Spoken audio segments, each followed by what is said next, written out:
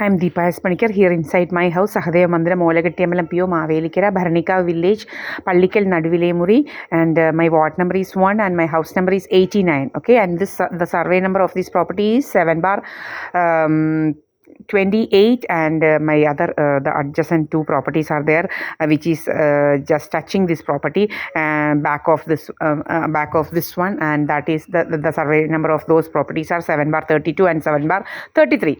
Okay, and I am having 146 cents of land here in this place, like Alapi district, at Bharanikavu village, lies in Bharanikavu village and Tekekara village. Okay, these two. At Tekekara village, 52 cents of land, and here the rest at Bharanikavu village. And what I'm saying is, like, I'm a divorcee, and that bastard is after me, along with my mother side and father side criminals. Actually, my mother side are the people, those who are after me like anything from the very beginning, actually. Okay, and one more thing is, actually, what I have to say is, ഞാൻ പറയുകയാണെങ്കിൽ ഇവരുടെ ഈ എൻ്റെ അമ്മ വീട്ടിലെ അമ്മയുടെയൊക്കെ അച്ഛൻ എന്ന് പറയുന്ന ആളെ ഇതുപോലെ തന്നെ എന്താണ് പറയുന്നത്, നമ്മൾ കണ്ടതാണ്, തൊലിയൊക്കെ ഇളകി മരിക്കുന്നത്. എന്ന് വെച്ച് കഴിഞ്ഞാൽ ചിക്കൻ പോക്സ് വന്നിട്ട് ഈ ആളിൻ്റെ ഈ അച്ഛൻ, എൻ്റെ അമ്മയുടെ അച്ഛൻ്റെ ഫുൾ സ്കിന്നും ഇളകി, എന്നിട്ട് ഫുൾ സ്കിന്നും ഇളകിയിട്ട് ഫുള്ള് പിങ്കായി. എന്ന് വെച്ചാൽ ഈ പോയിസണസ് ഗ്യാസിൻ്റെ ഇഫക്റ്റ് ഇവളുമാർ പറയുന്നത്, ഈ എൻ്റെ അച്ഛൻ്റെ അമ്മയുടെ സിസ്റ്റേഴ്സ് പറയുന്നത്, അമ്മയുടെ അച്ഛൻ ഈ ചിക്കൻ പോക്സ് വന്നപ്പം വിഷം ഇളക്കിയെന്നാണ്. ഓക്കെ, അപ്പം ഈ ഫുള്ള് തൊലി, അപ്പം ഈ പോയിസണസ് ഗ്യാസിൻ്റെ ഇഫക്റ്റാണിത്. അതോ ഇവളുമാർ ഈ ഇതുപോലെ എനിക്ക് തരുന്ന പോലെ എന്തൊക്കെയോ വിഷങ്ങൾ ഇദ്ദേഹത്തിന് കൊടുക്കുന്നുണ്ടോ എന്ന് നമുക്കറിയത്തില്ല. എന്തായാലും ഹെൽത്തി നാൾ വന്ന് ഇങ്ങനെ തൊലി മരിച്ച്, ചിക്കൻ ബോക്സ് വന്ന് മരിച്ചു, അങ്ങനെ മരിക്കാൻ വഴിയില്ലല്ലോ. അപ്പോൾ വന്നപ്പോഴത്തേന് ഇതെന്താ ഇങ്ങനെ, അവർ കണ്ടിട്ട് ചോദിച്ചു ഇതെന്താ ഇങ്ങനെയെന്ന്. എന്താ ഇങ്ങനെ തൊലി ഇളകാൻ, എന്താ ചിക്കൻ ബോക്സ് വന്നാൽ എല്ലാവരും തൊലി ഇളകുമോ? പോത്തില്ലല്ലോ. അന്നേരം ഇവർ പറഞ്ഞു അതിങ്ങനെയാണെന്ന്. അപ്പം ഞാനന്ന് 7th പഠിക്കുക. അപ്പം നമുക്ക് അത്ര വലിയ എല്ലാം നമുക്ക് പഠിക്കുന്ന ഇതാണല്ലോ. അപ്പം നമുക്കെല്ലാം നമുക്ക് ഇവരെന്താണ്, ഇതൊക്കെ എന്താണെന്നെല്ലാം നമുക്ക് മനസ്സിലാവുന്ന എല്ലാം പ്രായമാണല്ലോ, 7th എന്ന് പറയുന്ന സ്റ്റാൻഡേർഡ്. അപ്പം എല്ലാവർക്കും അറിയാം നമ്മുടെ മെൻ്റൽ കപ്പാസിറ്റി. ഓക്കെ, അപ്പം ഇതാണ് കാരണം എന്ന് പറഞ്ഞ് ഹെൽത്തിൽ നിന്നപ്പോൾ അങ്ങനെ വന്നിട്ട് അന്വേഷിച്ചു മരണം എന്താണ്. ചിക്കൻ ബോക്സ് ഒന്നും മരിക്കുന്നൊന്നും സാധാരണ കാര്യങ്ങളൊന്നുമല്ല. കാരണം എന്ന് വെച്ച് കഴിഞ്ഞാൽ വെറും ചിക്കൻ ബോക്സ് വന്നിട്ട് മരിക്കുന്നത് വളരെ റെയറാണ്. അതുകൊണ്ടാണ് അവർ വന്നത്. അത് കഴിഞ്ഞിട്ട് പിന്നെ എന്താണെന്ന് വെച്ച് കഴിഞ്ഞാൽ, അപ്പം ഈ പോയിസണസ് ഗ്യാസിൻ്റെ ഇഫക്റ്റാണ് ഇത്ര ഈ സ്കിന്നുകൾ. അതുപോലെയാണ് ഇപ്പം നമ്മുടെ സ്കിന്നും ഇങ്ങനെ നീറുകയാണ്. ഇവളുമാരിങ്ങനെ നിരന്തരം നമ്മുടെ മുഖത്തോട്ട് ലേസറും പോയിസണസ് ഗ്യാസും ഒക്കെ നിരന്തരം അടിച്ചുകൊണ്ടിരിക്കുന്ന കാരണം നമ്മുടെ സ്കിന്നിങ്ങനെ നീറുവാണ്, നമ്മുടെ ഫേസിൻ്റെത്. മനസ്സിലായില്ലയോ? വേറെ ഒരു കുഴപ്പമില്ല, വേറെ എല്ലാം നമ്മൾ കവർ ചെയ്തിട്ടുണ്ടല്ലോ. അപ്പം പിന്നെ നമ്മുടെ ബാക്കിലോട്ട് ഇങ്ങനെ ലേസർ അടിക്കുന്നുണ്ട്, സയാറ്റിക് നെർവ്, കിഡ്നിയിലോട്ടൊക്കെ ഇങ്ങനെ എപ്പോഴും അടിക്കുന്നുണ്ട് ഇവന്മാർ. ഈ സദാനന്ദ മന്ദിരത്തിലെ ഇവന്മാരുടെ ഫോണിലും, പിന്നെ ഈ SNDP 323 SNDP കുറേ ദിവസമായിട്ട് വായനയുണ്ടായിരുന്നു. ഇന്നെന്താണെന്ന് കേൾക്കുന്നില്ല, എന്താണെന്നറിയത്തില്ല. ഇന്ന് മുതൽ ഇല്ലായിരിക്കാം, അതുകൊണ്ടായിരിക്കാം, എന്താണെന്നറിയത്തില്ല. പിന്നെ അതുപോലെ കുറച്ച് ഇതെന്ന് വെച്ച് കഴിഞ്ഞാൽ പറയാനാണെങ്കിൽ, ഈ വടക്കേലെ സുബ്രഹ്മണ്യൻ എന്ന് പറയുന്നവൻ, ഇവൻ്റെയൊക്കെ ഫോണിലാണ് ഇതുള്ളത്. പിന്നെ പലപ്പോഴും നമ്മൾ ഇവിടെ വന്ന് ആൾക്കാരെ നിൽക്കുന്നത് നമ്മൾ അപ്ലോഡ് ചെയ്തിട്ടുണ്ട്. ഇവിടെ വന്ന് ഫോണും ഇങ്ങനെ ഓപ്പറേറ്റ് ചെയ്ത് നിൽക്കുന്നത്. ഈ ഫോണിനകത്താണ് ഇവന്മാർക്ക് എന്തോ ഒരു ആപ്ലിക്കേഷൻ ഉണ്ട് ഇത് അടിക്കാൻ വേണ്ടിയിട്ട്. നമ്മുടെ ലേസറും അതും ഇതുമൊക്കെ നമ്മുടെ മുഖത്തോട്ടും ഒക്കെ അടിക്കാൻ വേണ്ടിയിട്ട് എന്തോ ഒരു ആപ്ലിക്കേഷൻ ഇവരുടെ ഫോണിലുണ്ടത്. പോലീസ് തന്നെയാണ് പറഞ്ഞ ആപ്ലിക്കേഷനിൽ കൂടെയാണ് ഇത് അടിക്കുന്നതെന്ന്. അവർക്കെല്ലാം അറിയാം. അപ്പം ഡ്യൂസാണ്, അപ്പോൾ എനിക്കും അറിയാം ഡ്യൂസാണ്, ഫോണിൽ കൂടെയാണെന്നെല്ലാം അറിയാം. അപ്പം പോലീസിന് അറിയാം കാര്യങ്ങളെല്ലാം. ഫോണിൽ കൂടെയുള്ള പരിപാടികളാണെന്ന് പോലീസ് തന്നെ പറഞ്ഞിട്ടുണ്ട്. അത് കഴിഞ്ഞിട്ട് പിന്നെ ഇവന്മാരാണ് ഇതെന്ന് വെച്ച് കഴിഞ്ഞാൽ, ഇത് ഒത്തിരി ദൂരത്തുനിന്നും ഇതാക്കാൻ ഓപ്പറേറ്റ് ചെയ്യാൻ പറ്റത്തില്ല ഈ ഫോണ്. വിത്തിൻ ഒരു 75 മീറ്ററിന് അപ്പുറത്തോട്ട് പറ്റത്തേയില്ല. 75 മീറ്ററിന് അപ്പുറത്തോട്ട് അറ്റ്ലീസ്റ്റ്, അല്ലെങ്കിൽ 100 മീറ്റർ എന്ന് വിചാരിച്ചോ, അതിനപ്പുറത്തോട്ട് ഇത് ഓപ്പറേറ്റ് ചെയ്യാൻ പറ്റത്തേയില്ല. മനസ്സിലായില്ലയോ?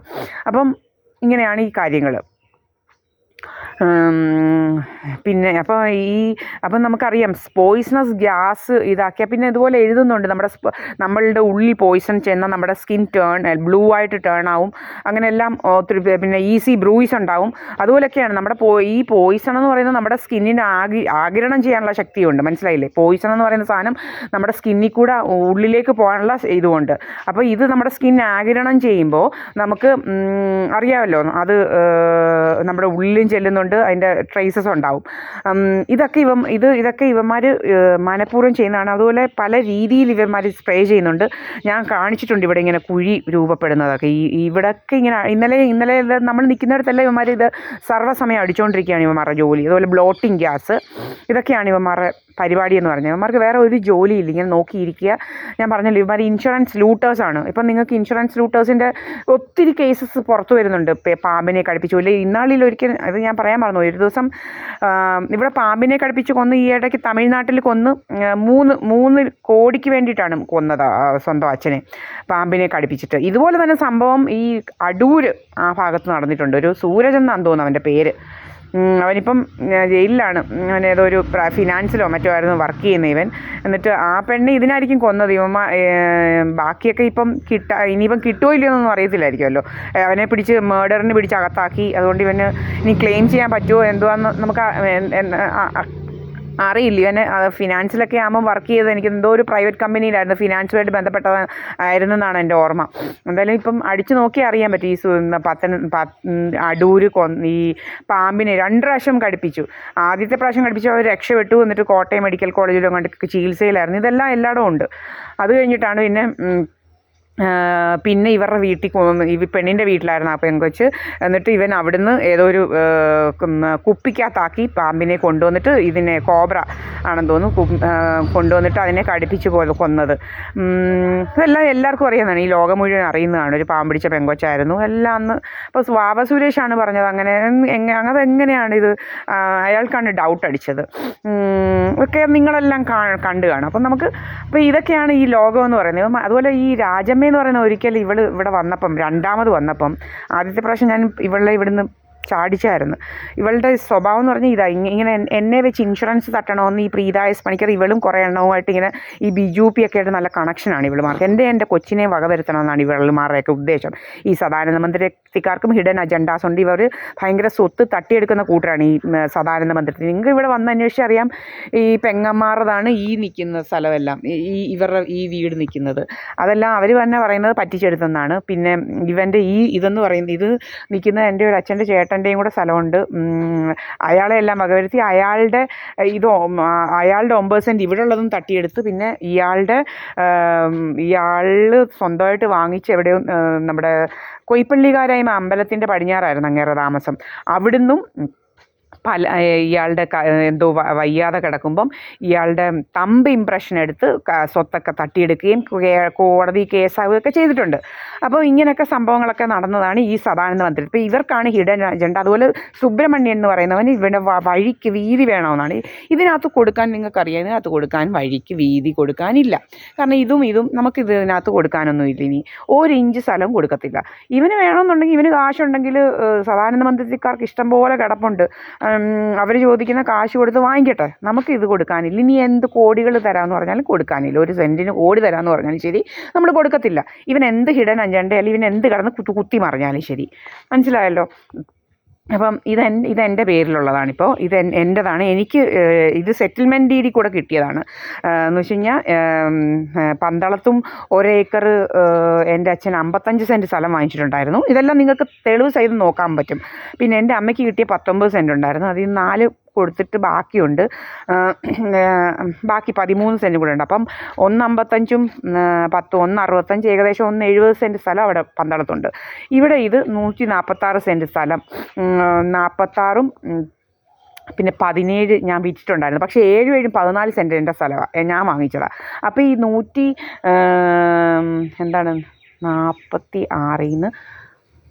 14 ഏകദേശം ഇത്രയും തന്നെ 150 സെൻറ്റ് സ്ഥലമേ ഇവിടെ എന്താ എൻ്റെ ഷെയറായിട്ട് കിട്ടിയിട്ടുള്ളൂ. 150 കുറവ്. ബാക്കി 7 സെൻറ്റ് ഞാൻ വാങ്ങിച്ചതാണ്, അല്ലാതെ വേറെ ആരുടെയൊന്നുമല്ല.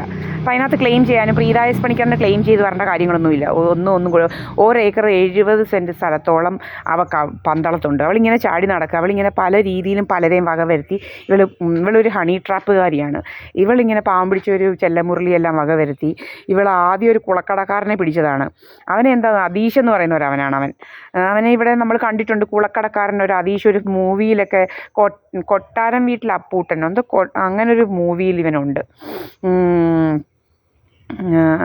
ഇവന് ഏനാത്ത് ഭാഗമാണ്, അറിയാമല്ലോ കുളക്കട ഏനാത്ത് എന്ന് പറയുന്നത്. അവിടുന്ന് അവനെ എന്തായാലും കളഞ്ഞ്. അത് കഴിഞ്ഞ് പിന്നെ ഈ നമ്മുടെ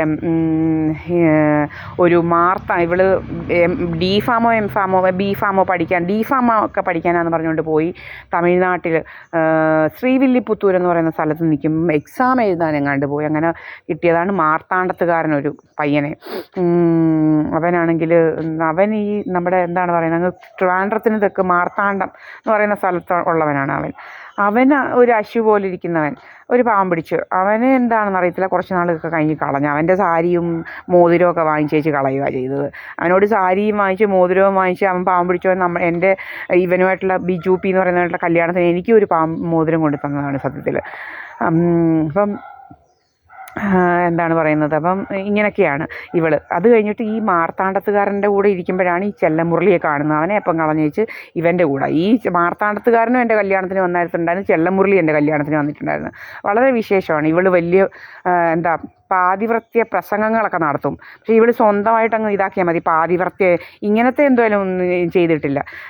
നമ്മളോട് ഈ ബിജു പി എന്ന് പറയുന്നവൻ ഡിവോഴ്സ് വേണം എന്ന് എൻ്റെ കൊച്ചിന് 2.5 വയസ്സ് മുതൽ പറയാൻ തുടങ്ങിയതാണ്. ഇവൻ ആദ്യമൊട്ടെ ഇവൻ്റെ ഉദ്ദേശം മുഴുവൻ അതായിരുന്നു. പല ഉദ്ദേശങ്ങളുണ്ടായിരുന്നു. ഇവൻ്റെ ആദ്യത്തെ ദിവസം തന്നെ നമ്മളോട് ചോദിച്ചത്, നീ എത്ര വേറെ കൂടെ പോയിട്ടുണ്ടെന്നാണ് ഇവൻ ചോദിക്കുന്നത്. ഈ ബിജു പി എന്ന് പറയുന്നവൻ ഇവൻ ലവ് മാരേജ് ആണെന്നാണ് ചോദിക്കുന്നത്. അപ്പോൾ ഇവന് മുന്നേ തന്നെ ചോദിക്കുന്നത്, നീ എത്ര പേരുടെ കൂടെ പോയിട്ടുണ്ടെടി എന്ന് ചോദിച്ചാൽ നമ്മൾ പോകത്തില്ല ഇവൻ്റെ കൂടെ.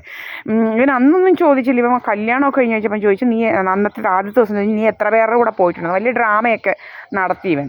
ഡ്രാമയൊക്കെ അവൻ്റെ കയ്യിൽ ഇരുന്നാൽ മതി, അവൻ്റെ ഡ്രാമയൊക്കെ. അത് കഴിഞ്ഞിട്ട് അവൻ നീ അപ്പം നമ്മളൊന്നും അനങ്ങാൻ പോയില്ല. നമ്മൾ ഇതിനൊന്നും മറുപടി പറയത്തില്ലല്ലോ ഈ തേർഡ് റേറ്റ് ക്വസ്റ്റ്യൻസിനൊക്കെ. ഇവൻ്റെ അമ്മ എത്ര പേരുടെ കൂടെ പോയിട്ടുണ്ടെന്ന് ഇവൻ ആദ്യം അന്വേഷിക്കട്ടെ. ഇവൻ്റെ അമ്മ പോയത്രേ ഈ ലോകത്തൊരു പെണ്ണുങ്ങളും പോയി കാണത്തില്ല.